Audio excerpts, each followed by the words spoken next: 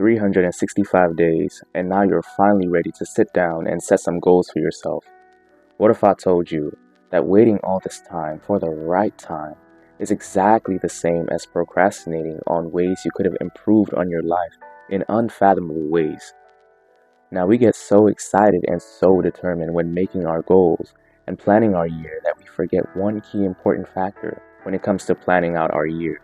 Before revealing this one key important factor, I want to highlight three main reasons I think having a New Year, New Me mentality is actually hurting you more than it is helping you.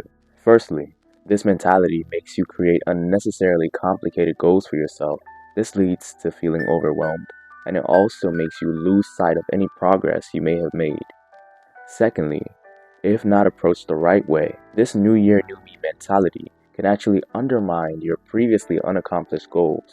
Lastly, this New Year, New Me mentality almost makes it seem like at the end of the year or at the dawn of a new one is the only time to sit down and set goals for yourself, which is not the case at all. Most of us like going into the new year looking like this. What I mean by looking like this is it's a blank wall. Most of us like to go into the new year with having a blank slate and starting afresh. If you think about it, this is actually more counterintuitive. Not only does this stop us from acknowledging any growth, it also prevents us from seeing any progress we may have made during the year. Without even realizing it, this pressures us to create even more unrealistic goals for ourselves. I'll use myself as an example. Before the start of my senior year, I knew I would have a lot of time, so then I set a whole bunch of goals, some of which were learning Spanish, trying to hang out with friends before college and getting lit as much as possible, dedicating at least 10 hours per week outside of classroom time, expanding my knowledge on anything academic, and even working at least 25 hours per week. Now, that's just to name a few. On average, I would say I accomplished maybe two of these, which was working more and spending time with friends, which was still kind of minimal. One key mistake that I made when making these goals was not being specific enough as to what I wanted to do, when I wanted to do it, how I wanted to do it. I wasn't specific enough with determining how I wanted to accomplish these goals, and so with such uncertainty, I was left with just picking random times and choosing random times to do certain things, and I wouldn't do them all the way through.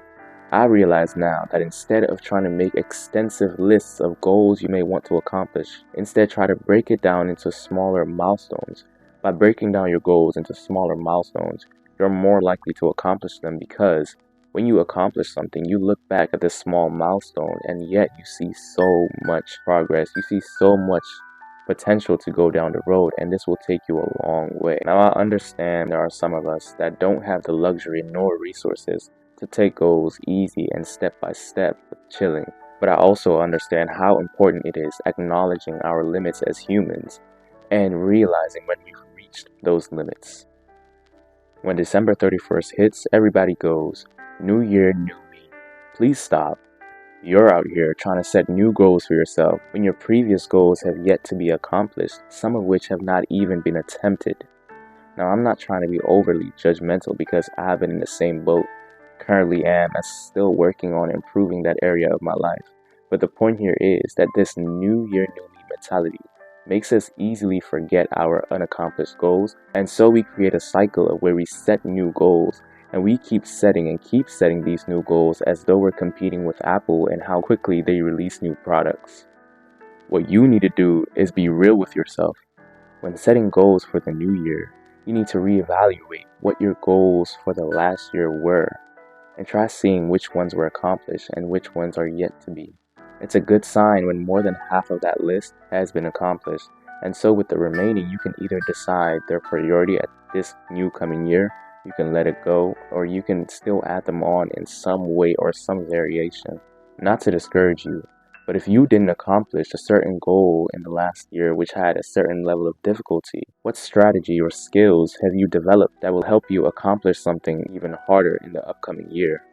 That makes me think of how in high school, I didn't really have to study much, so then I would just stay the entire quarter or so and study right before the test and still be fine. Whereas in college, it's something that built on. For me to ace my tests, I had to study right from day one because the material builds off of each other, so that wasn't going to slide anymore. This is the same way as your goals that you set for yourself in the last year, because each goal, no matter how small it may be, will teach you some type of lesson, and that lesson will mature you and enhance your skills in every way possible. But it's just the fact that those skills will enhance your integrity while facing challenges.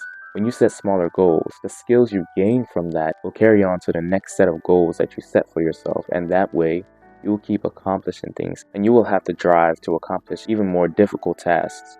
If you feel like you aren't going anywhere with your goals, you're not making progress, you're not seeing any significant change in your life, that may be because you've already fallen short on some of the goals you set for yourself, and now you're just waiting till the end of the year to sit down and reset and set some new goals for yourself. That new year, new me mentality might just be the cause. Another important reason as to why we approach the new year from the wrong angle is because we don't even include God in our new year plan. In Philippians 4:13, the word says, I can do all things through Christ who strengthens me. Now that's not literally to say that he will grant each and every one of your heart's desires, because there are some of them that will pull you away from him, and he doesn't want that, so he may or may not grant those wishes. But the point is that by not including him in all your plans, not just as few, by not including him in all your plans, you fail to realize that you cannot accomplish anything, no matter how you see it. See, now you might be getting ideas on adding on to your New Year goals, which could be improving your relationship with God or just reading your Bible more, which is an incredible goal, don't get me wrong. But with no works, just saying you want to accomplish this goal makes it weightless and forces it to stay at the level of just an incredible goal, instead of being something that makes you stand out through your lifestyle or how you carry yourself. Having New Year resolutions is something I highly recommend. I do it all the time. But what you also need to do is sit down and have a reflection of the year that you just got done with. Reflect on the things that went well and the things that didn't go so well. Without any form of reflection, you just won't have any sense of clarity nor direction going into the new year. By having God at the center of all our plans, you can ask him for clarity when you feel lost or confused. You also need to get comfortable with knowing that it's okay to stumble. As a matter of fact, you will. But what's important to know is that God will be right there when you do, and he'll be ready to lift you up and push you forward. One of the most effective ways to combating a new year, new me mentality is by approaching it from the right angle. And you do so by clearly stating your what you want to accomplish, as well as your why you want to accomplish these things, keeping in mind God at the center of all your plans. For example, one of my biggest goals this year is rediscovering Christianity for myself, not because it's my parents' religion or it's the religion I grew up with, but rather because it's something I genuinely want to pursue for myself and expand my knowledge on and be comfortable with living a lifestyle according to his word. By including God in your New Year plan, you just unlock the ability to approach a new year the right way, God's way.